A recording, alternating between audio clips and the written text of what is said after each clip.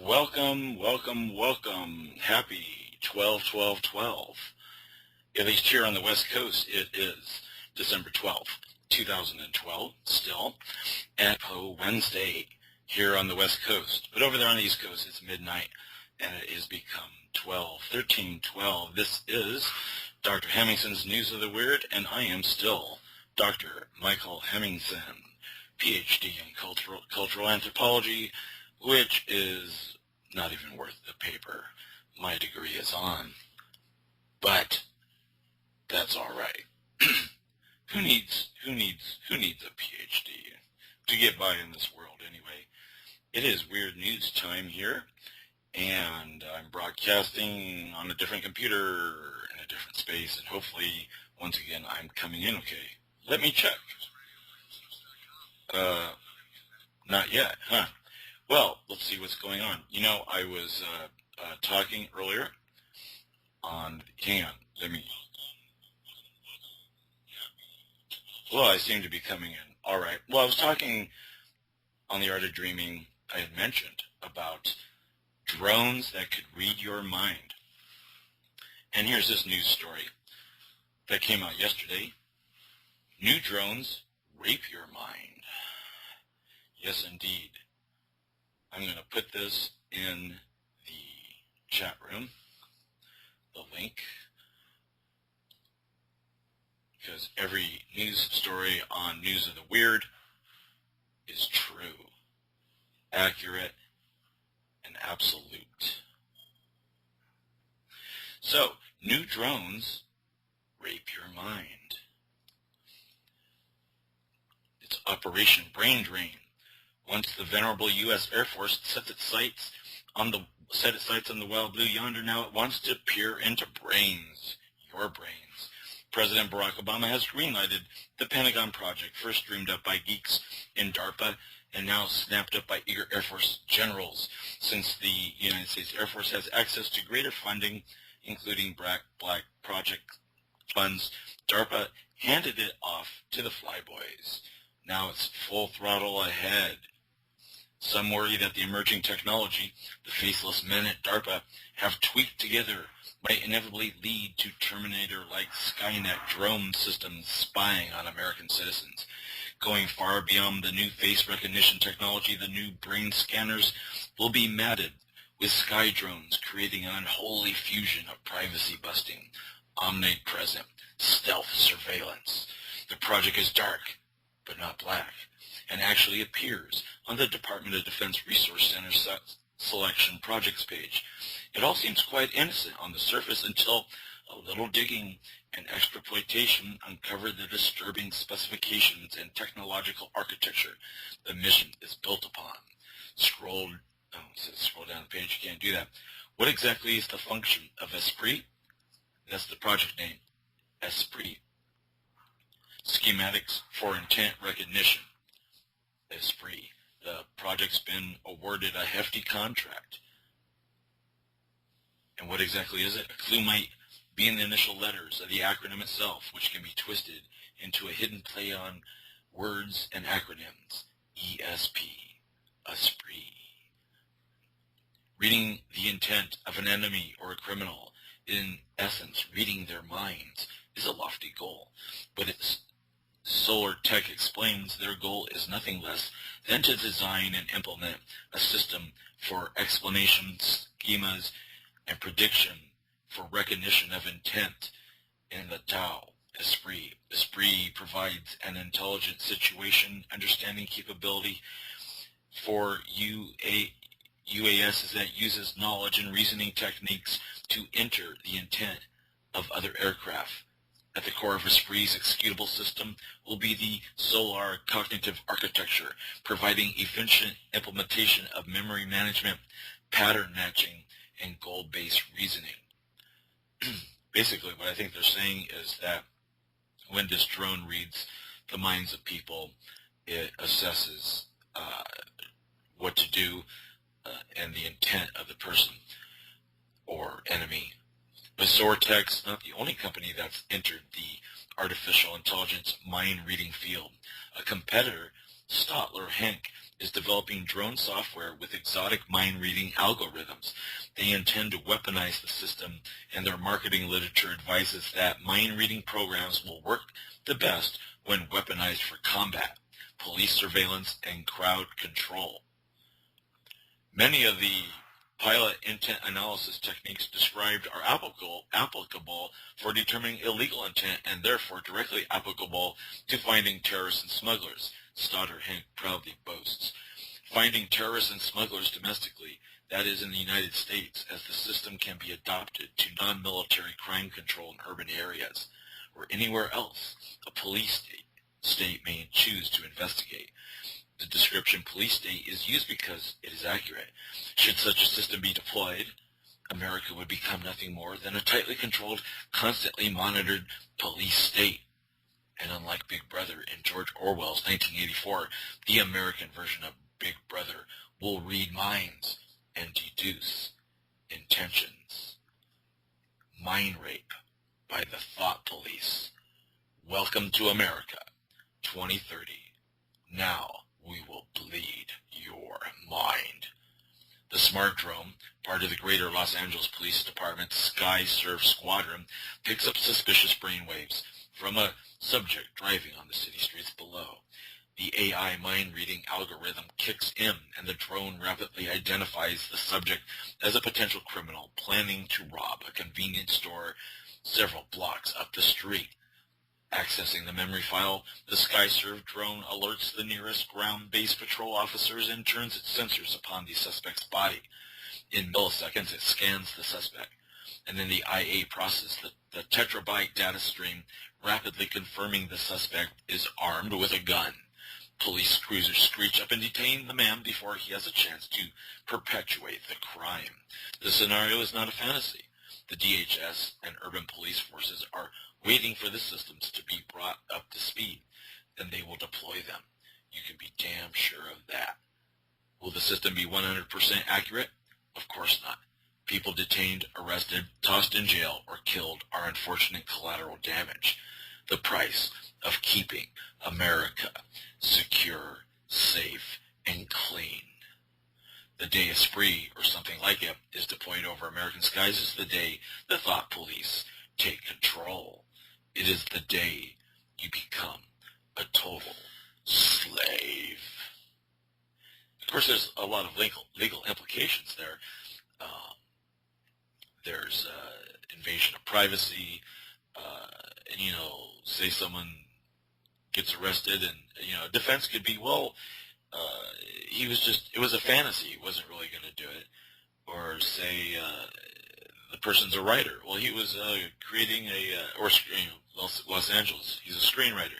The person was playing a scene in a script he's writing. He wasn't really going to rob that store or rape that woman or set off those terrorist suitcase nukes in this Los Angeles subway. So, meaning, since the story comes out, it means the technology is already there. And we got some paranoid schizophrenics out there, as I was talking about in The Art of Dreaming, who believe their thoughts and mine are being read by me. But it's not me. I don't have a mind-reading drone at my disposal. If it did, I would be using it for more creative endeavors. So, with mind-reading drones in the skies of Los Angeles, San Francisco is having a wave of UFOs. Oh, and I'm joined by my almost 2-year-old daughter here, Romina Michelle Hemmingson. She's joining me. Got something to say, Romina? Huh? Huh? Okay, Romina Hemmingson is going to sit in my lap as we go through the weird news. And a little more into the show, we'll be joined by none other than Ashley from Denton, Texas, who was on with me last week, and to be a sort of de facto quasi co-host to offer some commentary on the stories I've read, and maybe she has some weird news. And so we'll be talking to Ashley from Denton, Texas in a few minutes. San Francisco UFOs, did we lose the war? The local CBS news station in San Francisco is reporting upon an interesting video taken by a San Francisco resident that appears to show a group of UFOs traveling together in the sky. At one point during the video, the UFOs appear to form a triangle together. Let me check my audio really quick here.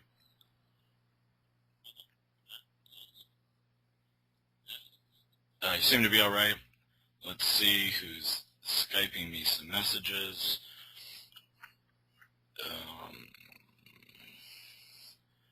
Oh, I thought I had some Skype messages here. Hang on. Maybe so, maybe not. So we're talking UFOs over San Francisco. Blah, blah, blah. Okay. Where was I? Where, hang on. Oh, here we go. Yeah. So, back in September, Gordon Duff at Veterans Today released a mind-shattering story later picked up by various alternative news sources around the world that a UFO war was going on with China and the U.S. joining forces to fight off UFOs off the shore of San Francisco. And some of you out there may remember Kerry Cassidy reporting on it, that there were Chinese and American naval vessels off the coast of San Francisco. At first, people were speculating that the U.S. was blocking a Chinese naval invasion, and then it later came out that they were actually joining forces together in battle with aliens. Gordon Duff is not no one usually prone to sensationalism either. Looks like we have somebody calling in. So I'm reading about the UFOs in San Francisco. I don't have any literature on UFOs, but Right. I can tell you what I know. What you know about UFOs? Do you know about the UFO war between the aliens and the Chinese and the USA? A little bit, but I thought it was more of a Russia thing than a China thing. No, Russia's aligned with the reptilians. The reptilians is in the royal family? The reptilians from Alpha Draconis or something like that. But yeah, connected to the British royal family, shape-shifting reptilians. Well, I had this conversation with this girl in my art class on the day of our final, Yeah. and she was telling me that I should Google search reptilians because it had something to do with the royal family, and Kate Middleton is having a baby, so maybe there's some, like, weird conspiracy there? Some believe she's having a reptilian baby. Others say that she's going to give birth to a messianic figure, that because the people in the British royal bloodline are descendants of Jesus Christ, so they have the Christ consciousness in their DNA. Well, do you really think the Queen's gonna die? Because she's just been outliving everybody lately. Well, she's a queen reptilian, and so she won't die. Well, fair enough. She's actually like 120 years old. I give her at least another 30 years, 35 years minimum. She might outlive me. Yeah, same here. Now, Sean David Morton has noted that the Buddhists, the Tibetan Buddhists, believe that in 2034 a female Christ consciousness Messiah figure will arise, and that she'll be very young, like in her 20s, and that possibly could be Kate and William's child. Hallelujah! It's about time the feminist uprising became, messianic and... But how do you know that's not me? I'm a 20-something woman feminist. Because you won't be in 2034. What about, 2034, you'll be an old lady. You'll be. I won't be around for 2034. That's ridiculous. What I'm about- going to retire and die before that happens. We got Sasha Malia. We got Chelsea Clinton. We have Blue Ivy. We got Blue Ivy Carter. Chelsea Clinton will probably be president in 2034. Correct. She's already been chosen to be president at a future. Not by us. No. Not by us. It was part of a deal that Hillary made with the cabal to drop out of the race, to not go against Obama. They promised her that Chelsea would have a political future. In fact, I think she's running for Congress in the next elections in 2016. That is very interesting. Yeah, so Chelsea is slated for future presidency in certain timelines. Okay, we're joined by Ashley as well as Nachito in Texas, co-host. Houston, Texas. What's that? Houston, Texas. You guys are in Houston? No, but we will be soon. Now, you were telling me that you have an apartment in Sicily? I do, waiting. It's waiting for you? It's waiting for me. Are you there now? I probably could. If I had enough no, I do have enough money to go there now, but my friend in Messina is moving back to Denton, and then together, Micah and I will move back to Sicily. And who's Micah? Micah is my Sicilian sister.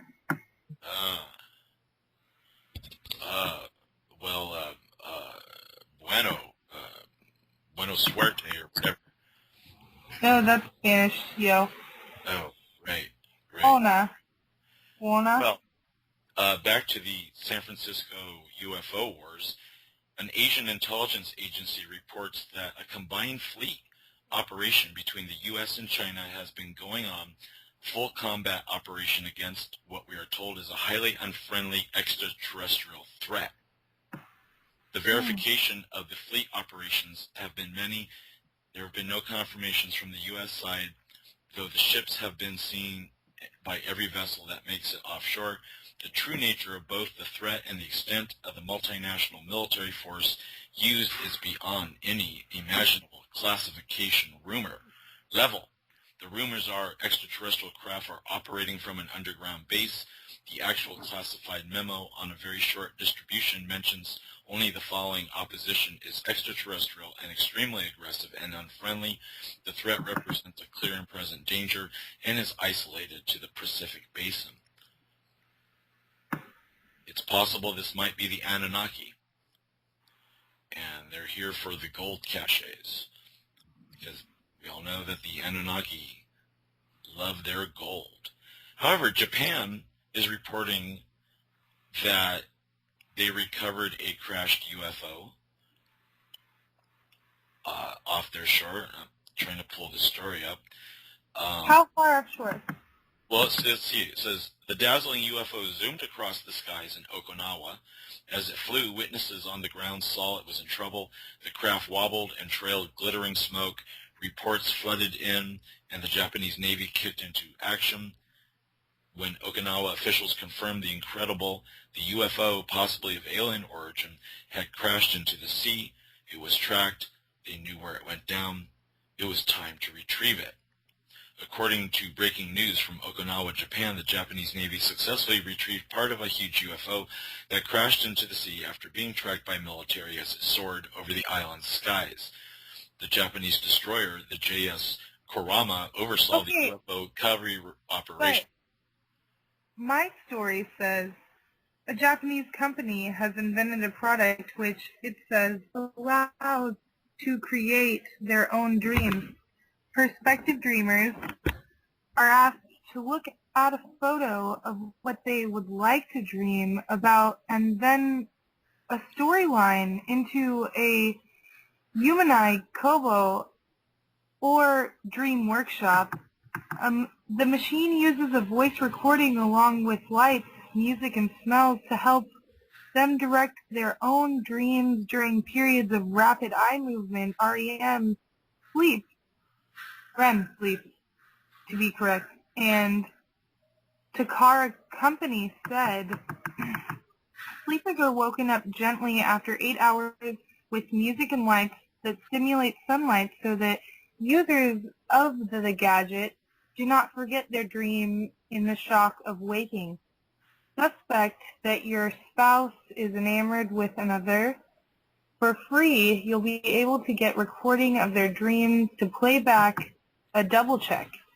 A Telegraph reports the secret world of dreams has been unlocked with the invention of technology capable of illustrating images that, taken directly from human brains during sleep. A team of Japanese scientists have created a device that enables the processing of imaging of thoughts and dreams as experienced in the brain to appear on a computer screen. While researchers have so far only created technology that can produce simple images of the brain, the discovery paves the way for the ability to unlock people's dreams and other brain processes. The spoken at ATR Computations Neuroscience Laboratory said it was the first time in the world that it was possible to visualize what people see directly from brain activity. By applying this technology, it may become possible to record and replay subjective images that people perceive like dreams. The scientists, led by chief researcher, something Japanese, focused on the image recognition procedures in the retina of human eyes. I would say we have about a decade away from just being able to video, record, and replay our own human dreams. But in reality, some people talk in their sleep, and you could just record that with a tape recorder and know what people are talking about. Also, this just really sounds very similar to many Hollywood movies. Inception, or whatever. Vanilla Sky had the same plot, but Matrix. But the idea Matrix. to film a dream in a real situation, that's Well, kind of novel. But the idea that, like, your eye, like, you should be able to purchase a contact lens that records everything and anything that your eye sees. Mm-hmm. But you can't, because why? I don't know why. But I think that you should be able to, since I was much younger than I am now, and I'm pretty young. Like, you should be able to just purchase a camera that goes directly into your eye, and you can see yourself doing everything that you do and review it on a daily basis so that you can be a better person. So what would you do with that information? Would you Pinterest it? No, you would review it personally in your, like, 8 hours of sleep time, REM time, and make yourself into a better human being instead of... Self-improvement. Yes. I think self-improvement is a huge part of human growth that people don't embrace. What do you think the motive is behind all this, Hemmingson? I'm not sure, but there's a Wim Wenders movie called Until the End of the World that is about technology that records your dreams, and people start becoming addicted to looking at their dream images. What about Inception with Leonardo DiCaprio? Well, Inception was a sort of take on that? Take on Philip K. Dick's novel called Ubik. How do you feel about Atlas Cloud? Cloud Atlas? Cloud Atlas, see. Let me just I haven't read the book. I mean, I read the writer's first novel called Ghost Written. He's been compared to William Volman quite a bit. I liked the movie. I thought the movie was pretty cool. I have a better question. It would be the comparison of dream technology or the ability to be stuck in a nostalgic era of reviewing the past to the invention of Facebook and the mainstreaming of digital camera images Nathan is stuck in the past, and he needs to move past it, but he doesn't know how is really what he's getting at. You mean so you would put your recorded dream images in social networking, a sort of site called Dreambook or Not FaceDream? even that. It would just be like An everyday kind of... backpacking Europe, and you just backpack Europe, and suddenly we have instant digital pictures, and you share it with the world. But you can become just entrenched in the review of it, just to relive it. Well, you could see how, like the Wim Wenders movie, how people could become addicted to looking at their recorded dreams, especially if you had a dream of meeting a dead relative or a wonderful dream that you're having relations with that woman or guy that you never did, or that you've reconciled with an old love in your dreams. No, but here, Hemmingson, don't be angry or upset, but honestly, why is looking at the past so fascinating to people? Because in my opinion, looking towards right now, like the moment of being, is so much more interesting. Like, what the fuck are you doing right this second?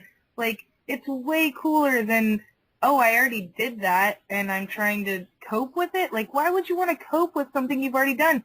You did it, and it was either it was really cool or it was not cool at all. And you've moved on. Whether you have moved on or not, you are presently moved on in time and space. Well, living in the moment is very Buddhist and New Agey, and you should live in the moment. People walk around driving and walking, and they're too caught up in the past or the future, and they're not living in the moment. Well, I guess I'm Buddhist and New Agey, but I really live for the now. But that's not because I'm too, it's not because I'm upset about the past, because, crazy fucked up things have happened to me in the past, and, probably will happen to me in the future, but right now, I'm great. And I want to embrace the, happiness and love of the people around me, and make new friends and communicate with people and just chat generally, because what else is there than to connect on a human-to-human basis? Communicate. Yeah. Remember, we need to watch our F-bombs. I'm sorry. Yeah, I know, it's just normal to so well, that's pertinent. I don't even recall. Continue. Okay, well, today was 12/12, magical numeric day, and some religious icons appeared around the world. At 12:12 a.m. today, 12/12/12, Jesus Christ appeared in the town square of Butte, Montana, and said, "Beware the heavy mass object, and heed the words of my messenger, the hijacker." At 12:13, Jesus was lifted into the sky by a blinding beam of light and into a plasma saucer that sounded like, according to witnesses, the singing choir of angels and the boom of the host of hosts. After the saucer flew off, witnesses say the clouds took the shape of a man's face, the face of the hijacker, the true host among hosts. 12 hours later, at 12:12 p.m. today, the Prophet Muhammad appeared on millions of computer screens across the Middle East. Upon seeing the face of the Prophet on their screens and adhering to Islamic law on depictions of the Prophet, hundreds of the devout stoned themselves to death or slit their own throats, crying, "Allah Akbar!" Those who remained alive heard the message from Muhammad, "Eat at Joe's." On both 12/12s, in Tibet, India, and Burma, the Buddha and Krishna simultaneously appeared before those in deep meditation and stated that Sean David Morton is indeed the reincarnation of the Buddha Hotai, the Buddha of compassion. Sean David Morton replied for comment, "I can accept that," he said. And then an enormous black triangle ship appeared over Washington, D.C. at 12:12 p.m., carrying 100,000 reptilian soldiers. However, it was learned that this time-traveling ship was meant to appear on December 21st, not the 12th. The reptilian overlord commanding the vessel said, "Oops, wrong day," and the giant ship vanished, apparently to return in 9 days. So what do you guys think of December 21st, the end of the Mayan calendar and the possible end of the world? It's just really a bummer, like numerically that they would have, messed up the dates and the times and stuff. Reptilianly, that's just like they have a lot of shame in that culture, and I feel bad for the commanding officers, whoever carried out the mission, and hopefully they'll come back, with full force and dominate the Earthlings and all that. I believe in them. I think they'll come back. So you're feeling compassion for these reptilian invaders? Oh yeah, I'm throwing out the flag and just laying out my front porch mat and just saying, "Welcome, new overlords." Want to have high tea, come over, have some brunch kind of thing. Tea time with the lizards. Sure. Open arms. Open arms. Lizard people come forth. All right. I'm not going to fight them, is my main point. Like, the battle would be unnecessary. The awkward getting to know you phase would be more interesting.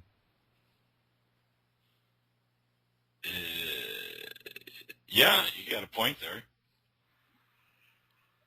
Why be shy when it comes to interspecies relations? What I'm talking about is, could we mate with them?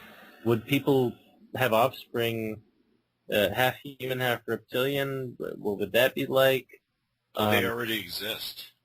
Well, they do, and I mean, we're just now legalizing pot and gay marriage, but for the love of God, can we legalize reptilian human marriage? Finally? That is a good legal point. How would reptilian human marriages be viewed in the legal system? I don't know. I hope the SCOTUS would take that up. The SCOTUS? Mm-hmm. Who's the SCOTUS? The Supreme Court of the United States. Oh, okay. Just for the sake of argument, I would like to see how they would dissent and agree and whatnot, and come to their conclusions on that one. Since it's 9 days to December 21st, that's 3 plus 3 plus 3, someone in the chat is saying. Oh, sure, that's the mark of the beast and the sign of the end times and all that stuff. It's time for pagan weddings and stuff. Yeah, it's time to don your... Like, I would throw on... what's an organic material that people wear? Hemp. Hemp. Anything you can get with hemp. Shirts, pants, pantaloons. Weed. Just smoke the weed if you're in Washington or Colorado. The end times are going to be very beginning of times, like most end times. Well, that's what some people believe too, that the end of the Mayan calendar is just an end of a cycle, and that a new era, the age of Aquarius, the age of the goddess, because in the age of Aquarius, the feminine rules over the masculine, so we'll see more women who are leaders, and like the predicted female Christ consciousness. The problem with the Mayans are like in Mexican culture, like when you're in the Yucatan, the Mayans are sort of the janitors of the social world, and they're just very low class. And what were you doing during Y2K is really what I want to know. Go for that.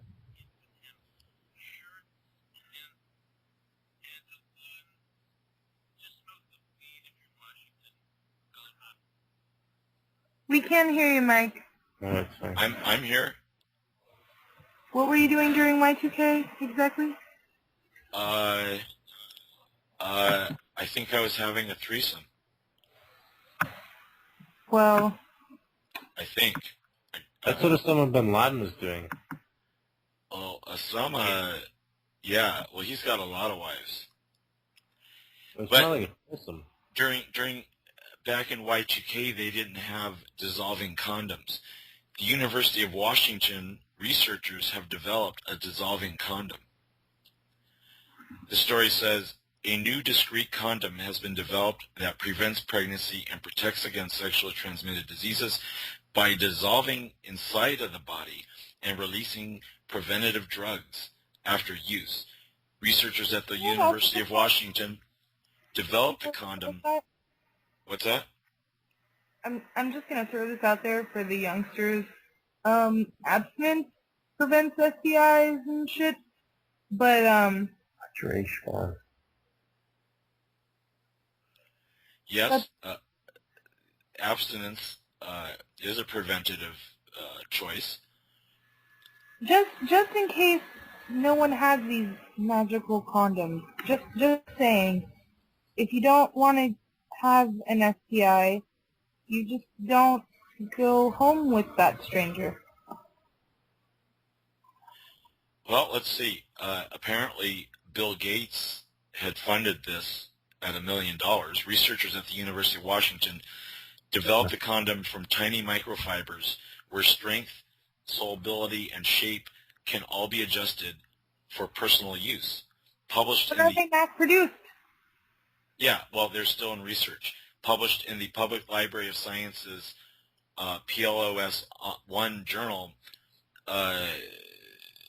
Yeah, okay, it's called electrospinning technology. The electrospinning method uses an electric field to charge fluid through air to create a very fine nanometer-sized fiber. It says, our dream is to create a product women can use to protect themselves from HIV and unintended pregnancy, wrote corresponding author Kim Woodrow, a University of Washington assistant professor in bioengineering. We have the drugs to do that. It's really about delivering them in a way that makes them more potent and allows a woman to want to use it. So there you have it, people. Dissolving condoms that protect you from pregnancy and HIV. Cool. So long, dental dam. So long, dental dams. Well, maybe they'll create dental dams that also dissolve.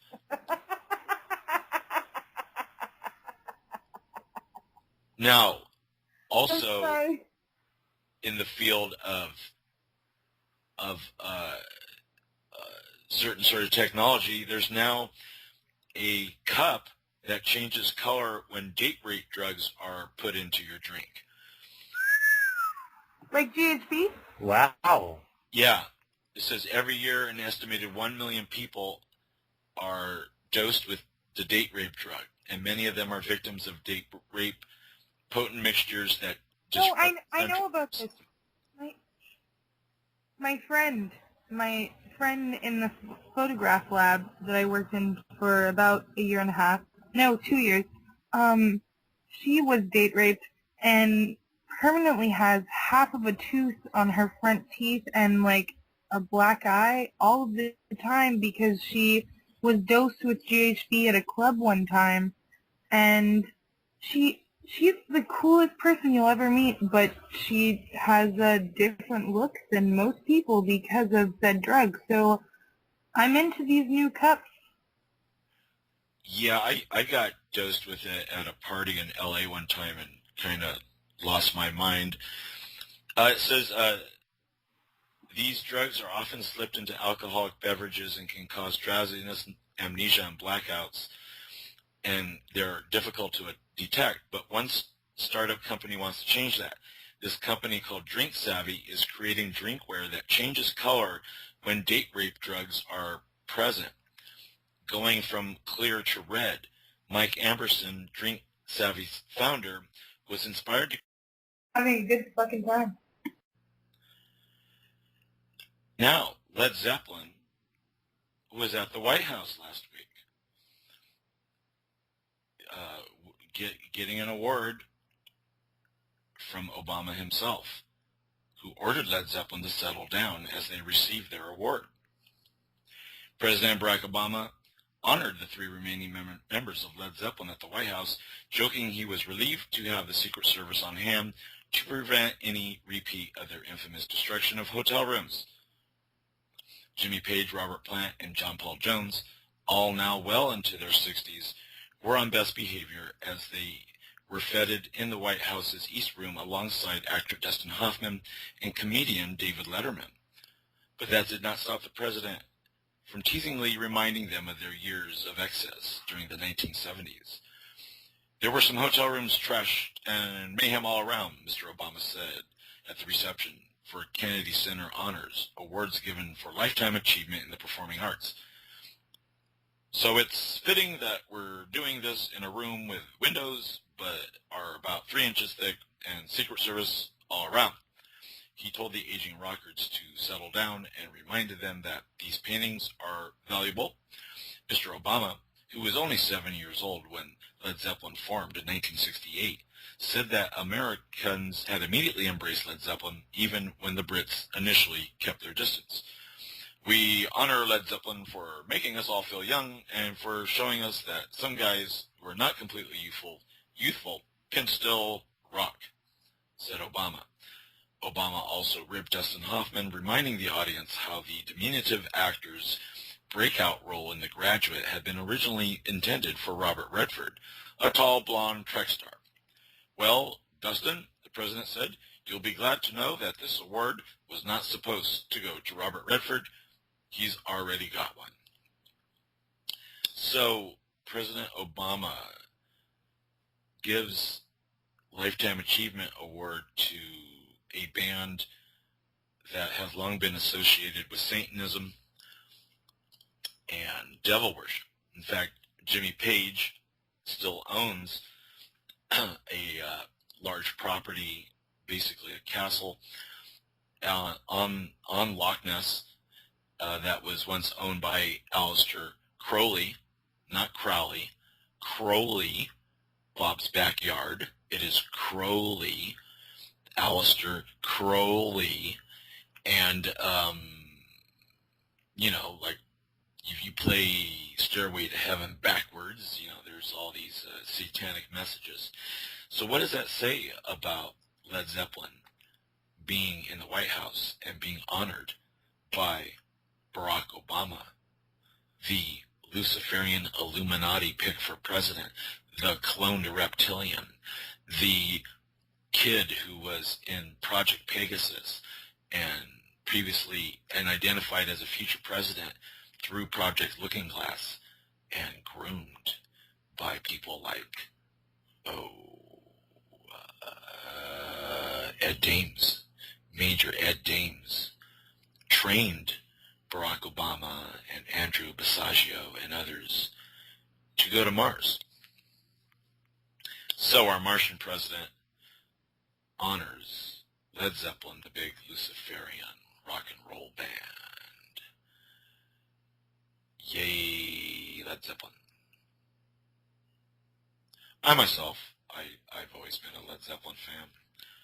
And Black Sabbath, all those rockers from yesteryear. I was knocked off chat when my internet went down for a little while.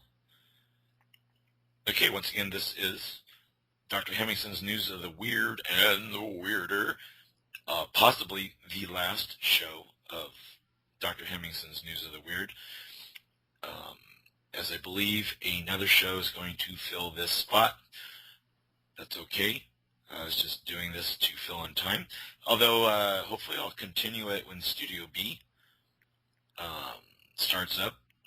It'll be on Wednesdays again, and because Sean David Morton's going to Studio B. He'll be on from 10 to midnight Eastern Time, I believe, taking Wednesdays off as usual, and maybe I'll move News of the Weird over there. So, that's that. This might be the last week, I'm not sure. I know you're all weeping in tears about it. But if we start up News of the Weird at Studio B, we'll be sure to have Ashley and Nate from Texas joining in for commentary. And maybe other people as well. Now we all remember Maria Luis del Rosario, the girl who got the anal tattoo. The butt end of a joke here for Crush This Moment and At This Moment and elsewhere. Well, she's given an interview. Maybe I won't read that. I'll just put the link in the chat. So if any of you out there want to read her interview, there it is for you. So, what else is weird?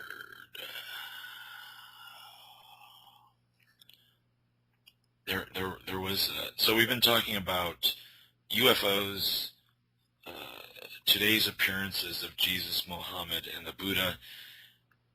Oh no, it wasn't the Buddha. It was Krishna. No, wait a minute. What was it?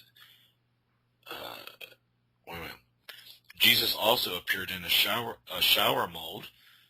One of the sacred sightings, strangest sacred sightings of 2012. Let's see. There's been some babies today that were born at 12/12. At 12/12/12, and that was the same time where the enormous black triangle appeared over Washington, D.C.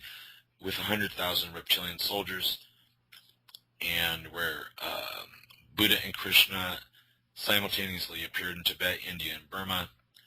The Prophet Muhammad appeared on computers across the Middle East, and Jesus Christ himself made an appearance in the town square at Butte, Montana, where he said, "Heed the words of my messenger, the hijacker."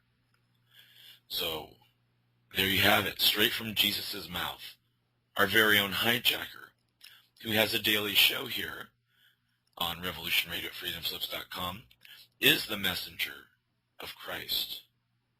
And so everything he says we must listen to as sacred and sacrosanct. Because the hijacker is chief among the mammalians, and now messenger of Jesus.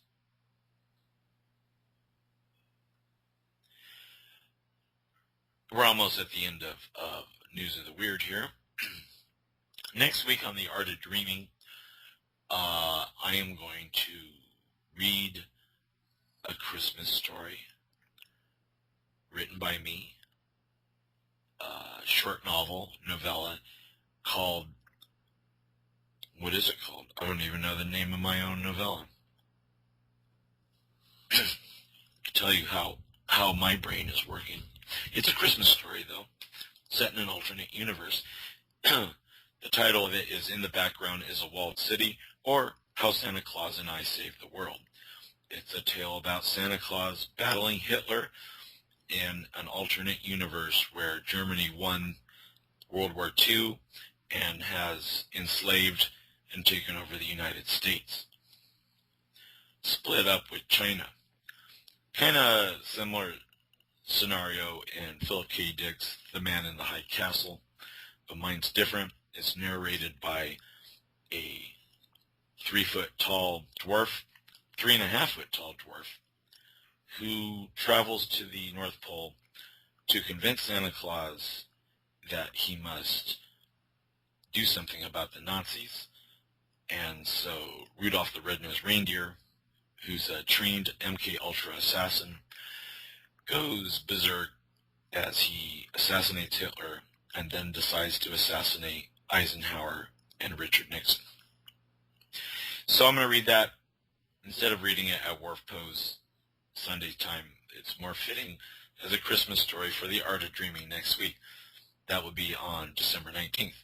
The next Dreaming, we're at the end of Dr. Hemmingson's News of the Weird, possibly the last one for a while until Studio B comes. I'm still Dr. Hemingson.